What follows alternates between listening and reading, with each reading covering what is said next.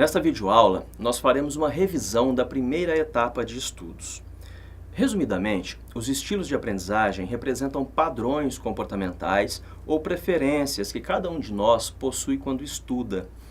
Por exemplo, em uma aula de matemática, existem alguns alunos que, a partir de um equacionamento, já são capazes de compreender o fenômeno que está sendo representado. Por outro lado, existem alunos que somente irão compreender aquele fenômeno quando visualizarem um gráfico. Isso também acontece nas outras disciplinas e representa os variados estilos de aprendizagem. Dentre os diversos modelos existentes na literatura, nós estudamos o modelo de Felder e Silverman, que propõe a existência de 4 etapas na aprendizagem.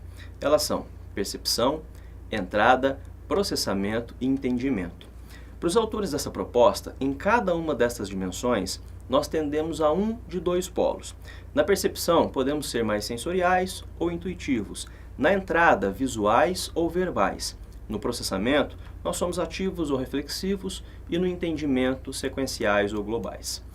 A apostila da disciplina apresenta algumas características destes polos e as combinações entre eles que geram 16 diferentes estilos de aprendizagem. É claro que cada um de nós tem a sua individualidade, mas trata-se de uma tentativa de categorização aproximada.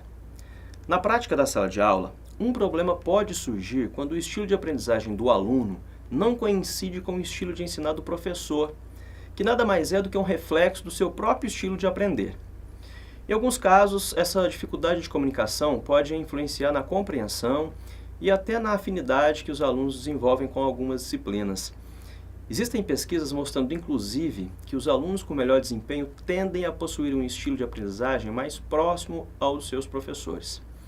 Para lidar com esse problema, cientificamente, o que se faz é, a partir de um teste de personalidade, identificar os estilos de aprendizagem de um aluno ou de uma turma de alunos e planejar metodologicamente a aula com base nesse diagnóstico.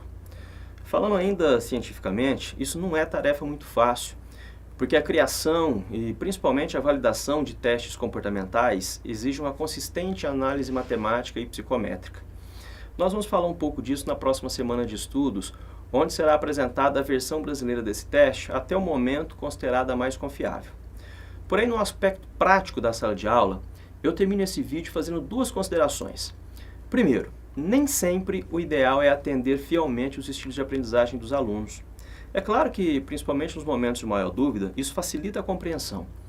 Porém, no seu planejamento de médio e de longo prazo, o professor deve também prever o desenvolvimento de distintas habilidades no seu aluno.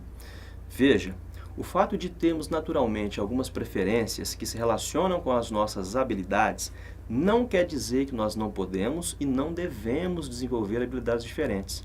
Se um aluno raramente exercita uma habilidade que não lhe é natural, dificilmente ele irá superá-la.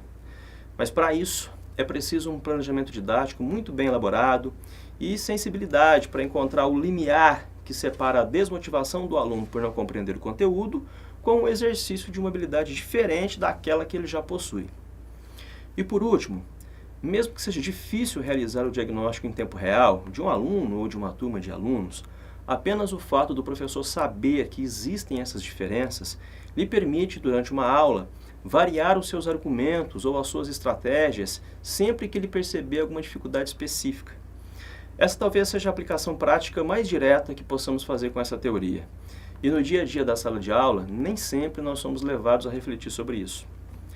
Na próxima semana, nós iremos conhecer algumas variações metodológicas que podem nos ajudar nesse sentido.